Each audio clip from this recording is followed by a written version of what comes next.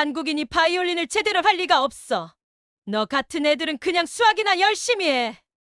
캐롤라인 윌슨 교사의 차가운 목소리가 뉴욕 링컨 음악학교 연습실에 메아리 쳤습니다. 16살 박수민은 손에 든 바이올린 케이스를 꽉 움켜쥐며 그 말을 듣고 있었죠. 한국에서 온 지 불과 석 달, 부모님의 꿈을 안고 이 유명한 음악학교에 전학을 왔지만 첫날부터 마주한 것은 상상도 못했던 편견의 벽이었습니다. 캐롤라인 교사는 20년 경력의 베테랑 바이올린 교사였습니다. 링컨 음악학교에서 수많은 제자들을 가르쳐왔고 그중 몇몇은 유명 오케스트라에서 활동하고 있었죠. 하지만 그녀에게는 고질적인 편견이 있었습니다. 동양인들은 기계적으로만 연주할 뿐 진정한 음악적 감성은 부족하다는 생각이었죠. 수민이 처음 자기소개를 할 때부터 캐롤라인의 표정은 싸늘했습니다. 한국어 악센트가 섞인 영어를 들으며 코웃음을 쳤고 수민이 바이올린 케이스를 열자마자 시큰둥한 반응을 보였습니다. 수민의 바이올린은 할아버지가 물려주신 낡은 것이었는데 비싸 보이지 않는 외관 때문에 캐롤라인의 편견은 더욱 굳어졌습니다. 자, 그럼 한번 연주해보세요. 뭘 준비해왔나요? 캐롤라인이 팔짱을 끼고 물었습니다. 수민은 떨리는 손으로 바이올린을 꺼내며 대답했죠. 바흐의 파르티타 2번을 준비했습니다. 바흐라고요? 너무 어려운 곡 아닌가요? 동양 학생들은 항상 자신의 실력보다 어려운 곡만 고르려고 하죠. 캐롤라인의 말에는 명백한 무시와 편견이 담겨 있었습니다. 하지만 수민은 참았습니다. 한국에서 10살 때부터 이 곡을 연주해왔고 자신에게는 가장 자신 있는 레퍼토리였거든요. 수민이 화를 올리려는 순간 캐롤라인이 다시 입을 열었습니다. 잠깐 연주 자세부터 틀렸네요. 동양인들은 항상 몸이 경직되어 있어요. 유럽 전통 음악에는 맞지 않는 체형이죠.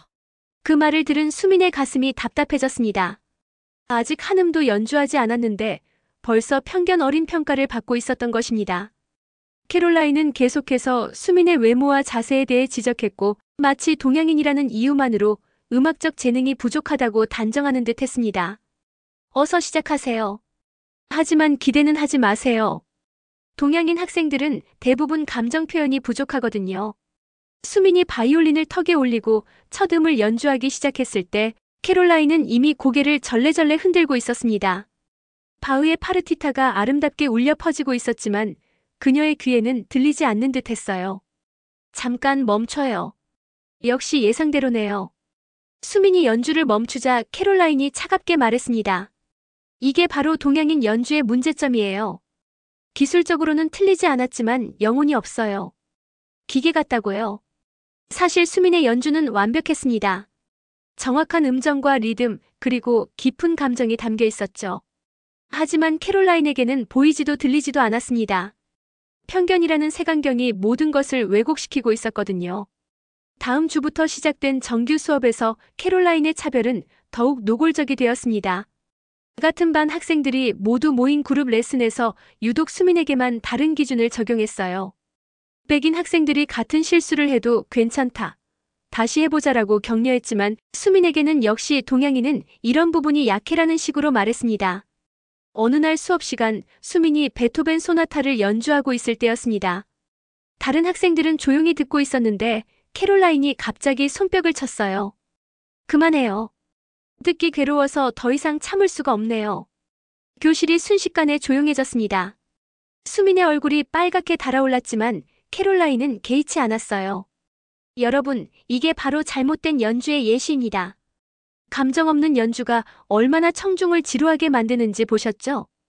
다른 학생들이 수민을 힐끔힐끔 쳐다봤습니다. 몇몇은 동정하는 눈빛이었지만 일부는 캐롤라인의 말에 고개를 끄덕이기도 했어요. 특히 제시카라는 학생은 역시 아시아인들은 다른 애라고 속삭였습니다. 수민 양, 당신은 연습실에 가서 기초 연습이나 더 하세요. 오늘 수업은 여기까지입니다. 수민은 참담한 마음으로 바이올린을 정리했습니다. 한국에서는 신동이라고 불렸던 자신이 이곳에서는 재능 없는 학생 취급을 받고 있었어요. 부모님께 실망을 안겨드릴 수는 없었고 포기할 수도 없었습니다. 수민은 이를 악물고 견디기로 마음먹었어요. 언젠가는 자신의 진짜 실력을 보여주겠다고 다짐하면서 말이죠. 그날 밤 수민은 기숙사 방에서 혼자 울었습니다. 룸메이트 에밀리가 괜찮아? 캐롤라인 선생님이 너무 심했어라고 위로해줬지만 마음의 상처는 쉽게 아물지 않았어요. 하지만 수미는 금방 눈물을 닦고 바이올린을 다시 꺼냈습니다. 포기하면 안 돼. 할아버지가 물려주신 이 바이올린의 의미를 저버릴 수는 없어. 수민의 바이올린에는 특별한 사연이 있었습니다. 할아버지께서 젊은 시절 일제강점기에도 포기하지 않고 연주하셨던 악기였고 음악에는 국경도 편견도 없다는 말씀을 남기며 손녀에게 물려주셨거든요. 그 말씀이 지금 수민에게 큰 힘이 되고 있었습니다. 다음 날부터 수민은 새벽 5시부터 연습실에 나가 혼자 연습했습니다. 캐롤라인의 수업이 끝나고 나서도 밤늦게까지 남아서 연습했어요. 다른 학생들이 파티나 데이트를 즐길 때 수민은 오직 연습에만 매달렸습니다. 하지만 캐롤라인의 차별은 계속되었습니다. 월말 평가에서 수민이 완벽하게 연주했음에도 불구하고 C+라는 애매한 점수를 받았어요. 같은 곡을 연주한 백인 학생 브래드는 B+를 받았는데 객관적으로 봐도 수민의 연주가 훨씬 뛰어났습니다. 수민 양 기술은 좋아졌지만 여전히 영혼이 부족해요. 음악은 단순히 음표를 정확히 연주하는 게 아니라 감정을 전달하는 예술이거든요. 캐롤라인의 말에 수민은 속으로 반박했습니다. 자신은 분명히 감정을 담아 연주했는데 그것이 전달되지 않는 것은 듣는 사람의 편견 때문이라는 것을 알고 있었거든요. 몇 주 후 학교에서 작은 발표회가 열렸습니다. 학부모들과 다른 교사들이 참석한 자리에서 각 반 대표 학생들이 연주하는 행사였어요. 캐롤라인은 당연히 수민을 대표로 선발하지 않았습니다. 대신 실력이 떨어지는 제시카를 선택했죠. 수민은 아직 준비가 안 됐어요. 대중 앞에서 연주하기에는 부족합니다. 그날 발표회에서 제시카는 실수를 연발했습니다. 음정도 불안정했고 리듬도 흔들렸어요. 하지만 캐롤라인은 긴장해서 그런 것뿐 평소에는 훌륭하다며 감쌌습니다.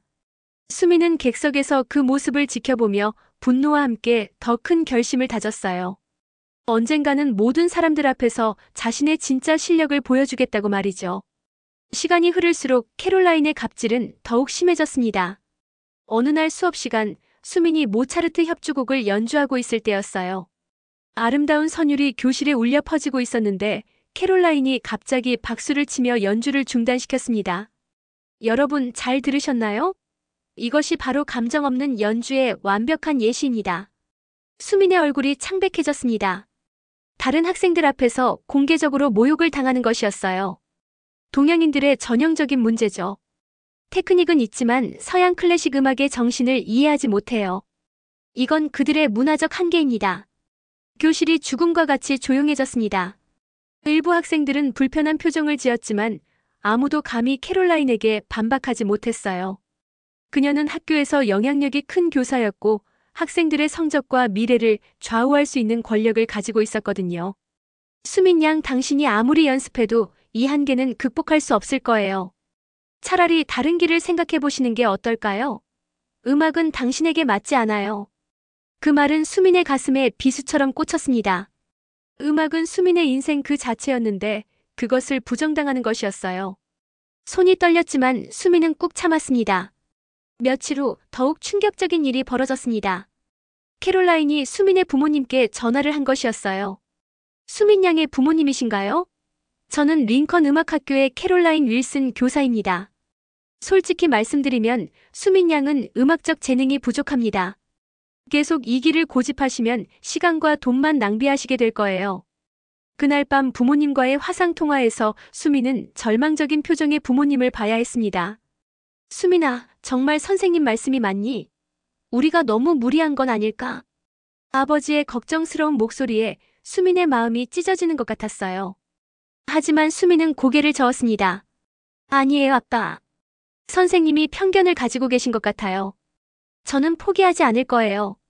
다음 날 학교에서 캐롤라인을 마주쳤을 때 그녀는 수민에게 더욱 차가운 시선을 보냈습니다. 부모님과 통화했어요. 현실을 받아들이세요, 수민 양. 당신은 음악가가 될 수 없어요. 그 순간 수민은 마음속으로 다짐했습니다. 언젠가 이 편견에 사로잡힌 교사에게 자신의 진짜 실력을 보여주겠다고. 그리고 모든 동양인에 대한 편견이 얼마나 잘못된 것인지 증명해 보이겠다고 말이에요. 절망적인 상황에서도 수민은 포기하지 않았습니다. 오히려 더욱 열심히 연습에 매달렸어요. 새벽 4시부터 밤 12시까지 하루 종일 연습실에서 살다시피 했죠. 손가락이 아파도 어깨가 결려도 멈추지 않았습니다. 그러던 어느 날 학교 게시판에서 특별한 공지를 발견했어요. 국제 차이콥스키 청소년 콩쿠르 참가자 모집 공고였습니다. 세계에서 가장 권위 있는 청소년 음악 콩쿠르 중 하나로 우승자는 즉시 세계적인 음악가로 인정받는 무대였죠. 이거다. 수민의 가슴이 뛰기 시작했습니다. 이것이야말로 자신의 실력을 증명할 수 있는 기회였어요. 하지만 문제가 있었습니다. 참가비가 $10,000나 되었고 학교 추천서가 필요했거든요. 수민은 용기를 내어 캐롤라인을 찾아갔습니다. 그녀의 사무실 문을 두드리며 떨리는 목소리로 말했어요.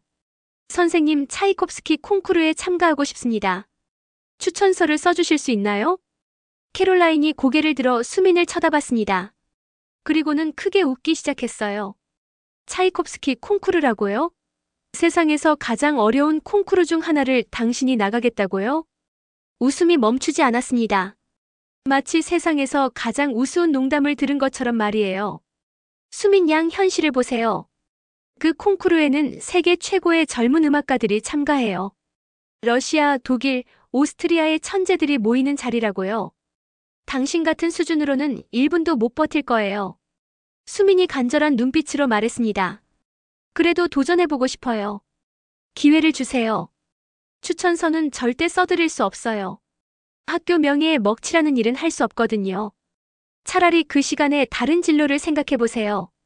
수민은 실망했지만 포기하지 않았습니다. 다른 방법을 찾기 시작했어요.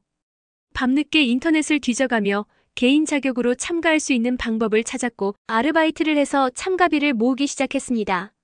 룸메이트 에밀리가 수민의 계획을 알고 걱정했어요. 수민, 정말 괜찮을까? 캐롤라인 선생님 말도 일리가 있어. 너무 무리하는 거 아니야? 하지만 수민의 의지는 확고했습니다. 에밀리, 나는 반드시 해낼 거야. 내가 누구인지, 내 음악이 얼마나 아름다운지 세상에 보여주고 싶어. 몰래 콩쿠르 준비를 하는 동안 캐롤라인의 수업에서의 차별은 계속되었습니다. 하지만 이제 수민에게는 희망이 있었어요. 곧 모든 것을 증명할 수 있는 무대가 기다리고 있었으니까요. 수민이 차이콥스키 콩쿠르 준비에 매달리고 있다는 소문이 학교에 퍼지기 시작했습니다. 누군가가 캐롤라인에게 이 사실을 알렸고 그녀는 화가 머리끝까지 났어요.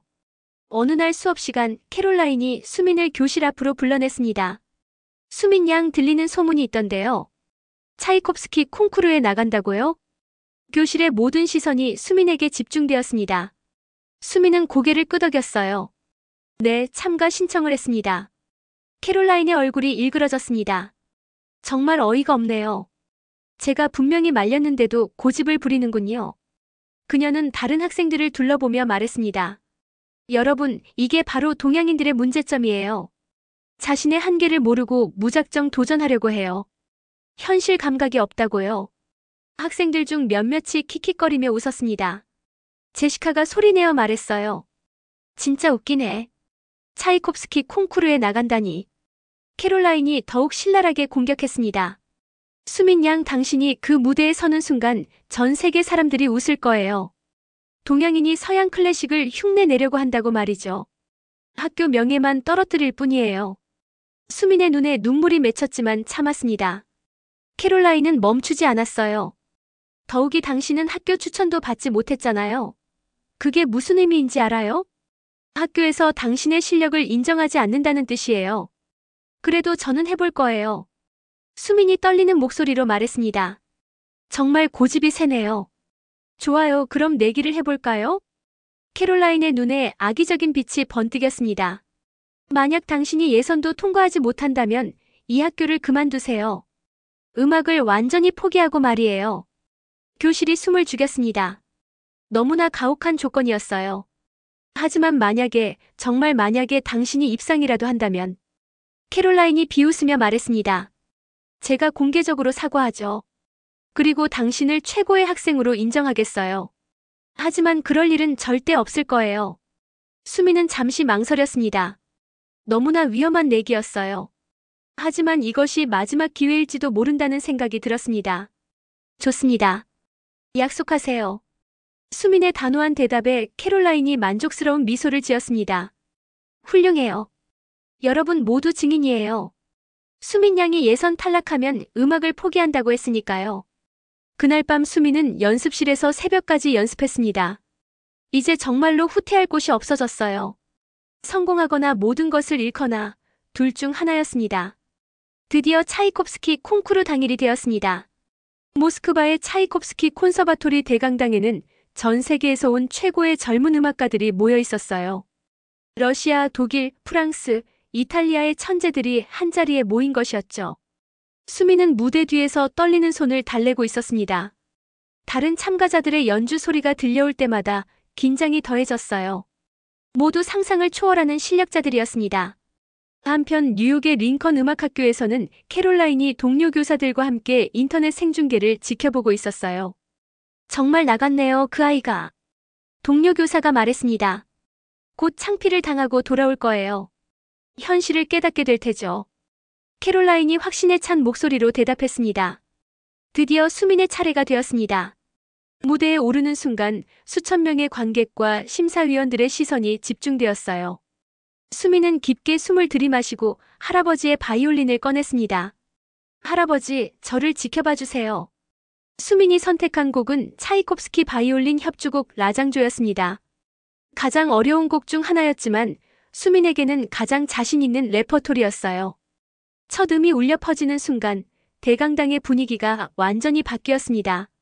수민의 바이올린에서 나오는 소리는 이제까지 들어본 것과는 차원이 달랐어요. 기교적으로 완벽했을 뿐만 아니라 깊은 감정과 영혼이 담겨 있었습니다. 관객들이 하나둘씩 몸을 앞으로 기울이기 시작했어요. 심사위원들의 표정도 놀라움으로 바뀌었습니다. 한국에서 온 이 작은 소녀가 만들어내는 음악은 정말로 마법 같았거든요. 수민은 완전히 음악에 빠져 있었습니다. 캐롤라인의 모욕도 편견도 모든 것을 잊고 오직 음악에만 집중했어요. 할아버지가 말씀하신 대로 음악에는 정말로 국경도 편견도 없었습니다. 연주가 끝나자 대강당이 잠시 조용해졌습니다. 그리고 곧이어 폭풍 같은 박수가 터져나왔어요. 기립박수였습니다. 심사위원들까지 일어나서 박수를 치고 있었죠. 브라보! 브라보! 관객들의 환호성이 대강당을 가득 메웠습니다. 뉴욕에서 이 장면을 지켜보던 캐롤라인의 얼굴이 창백해졌어요. 믿을 수 없었습니다. 자신이 그토록 무시했던 동양인 소녀가 세계 최고의 무대에서 기립박수를 받고 있는 것이었어요. 며칠 후 결과가 발표되었습니다. 수민이 당당히 1등상을 차지한 것이었어요. 역사상 최연소 우승자였고 동양인으로는 최초였습니다. 전 세계 언론이 이 소식을 대서특필했죠. 수민의 우승 소식이 전 세계에 퍼지자 링컨 음악학교는 발칵 뒤집혔습니다. 학교 홈페이지 메인에는 우리 학교 학생 차이콥스키 콩쿠르 우승이라는 제목의 기사가 게시되었어요. 하지만 정작 그 학생을 가장 무시했던 교사는 말을 잃은 상태였습니다. 캐롤라인은 며칠 동안 학교에 나오지 못했어요. 자신의 편견이 얼마나 잘못되었는지 그리고 얼마나 큰 재능을 무시했는지 깨달았기 때문이었습니다. 동료 교사들의 시선도 따가웠죠. 캐롤라인, 어떻게 그런 천재를 알아보지 못했어요? 수민이 얼마나 상처받았을까요? 죄책감에 시달리던 캐롤라인은 결국 수민이 귀국하는 날 공항으로 향했습니다. 수민은 영웅처럼 환영받으며 돌아왔어요. 기자들과 팬들이 몰려들었고 부모님은 눈물을 흘리며 딸을 맞이했습니다. 캐롤라인은 멀리서 그 모습을 지켜보다가 용기를 내어 다가갔어요. 수민 양. 수민이 돌아보자 캐롤라인의 눈에는 눈물이 가득했습니다. 정말 죄송합니다. 캐롤라인이 깊게 고개를 숙였습니다. 제가 얼마나 어리석었는지 깨달았어요. 당신은 제가 본 학생 중 가장 뛰어난 음악가였는데 편견 때문에 그것을 보지 못했습니다. 수민은 잠시 말이 없었어요. 그동안 받았던 상처가 하루아침에 사라지지는 않았지만 캐롤라인의 진심은 느낄 수 있었습니다. 선생님, 저는 선생님을 원망하지 않아요. 오히려 감사해요. 수민의 말에 캐롤라인이 놀란 표정을 지었습니다. 선생님의 편견이 저를 더 강하게 만들어주었거든요. 더 열심히 연습하게 만들었고 포기하지 않는 힘을 길러주었어요. 캐롤라인의 눈물이 더욱 쏟아졌습니다. 하지만 그런 방식은 잘못된 거였어요. 당신을 그렇게 힘들게 할 이유는 없었는데. 수민이 따뜻한 미소를 지었습니다. 이제는 괜찮아요. 하지만 선생님께 부탁이 있어요. 무엇이든 말해보세요. 앞으로는 학생들을 겉모습이나 출신으로 판단하지 말아주세요. 모든 아이들에게는 꿈이 있고 그 꿈을 키워갈 권리가 있거든요. 캐롤라인이 고개를 끄덕였습니다. 약속할게요. 그리고 당신 덕분에 정말 중요한 것을 배웠어요. 음악에는 정말로 국경도 편견도 없다는 것을 말이에요. 몇 달 후 링컨 음악학교에는 큰 변화가 일어났습니다. 캐롤라인은 다양한 문화권 학생들을 위한 특별 프로그램을 만들었고 편견 없는 교육을 위한 세미나를 정기적으로 열었어요. 수민의 우승 트로피는 학교 로비에 전시되었고 그 옆에는 재능에는 국경이 없다는 문구가 새겨진 플래카드가 걸렸습니다. 수민은 이제 세계적인 바이올리니스트로 활동하며 전 세계를 무대로 연주하고 있어요. 그리고 여전히 캐롤라인과 좋은 관계를 유지하고 있습니다. 때로는 함께 마스터 클래스를 열어 젊은 음악가들에게 편견을 뛰어넘는 음악의 힘에 대해 이야기하기도 하죠. 캐롤라인은 이제 학생들에게 자주 말합니다. 여러분, 진정한 음악가는 기술이 아니라 마음으로 만들어지는 거예요. 그리고 그 마음은 어떤 나라, 어떤 민족에게나 있을 수 있답니다. 수민의 이야기는 단순히 한 개인의 성공담이 아니었어요. 편견과 차별을 이겨낸 모든 이들에게 희망을 주는 이야기였고 음악이라는 공통 언어로 세상을 하나로 만들 수 있다는 것을 보여준 아름다운 이야기였습니다. 오늘도 어딘가에서 편견과 싸우고 있는 많은 사람들에게 수민의 이야기가 작은 용기가 되기를 바랍니다. 여러분의 소중한 댓글과 구독, 좋아요가 이런 감동적인 이야기를 더 많은 사람들과 나눌 수 있게 해줍니다. 감사합니다.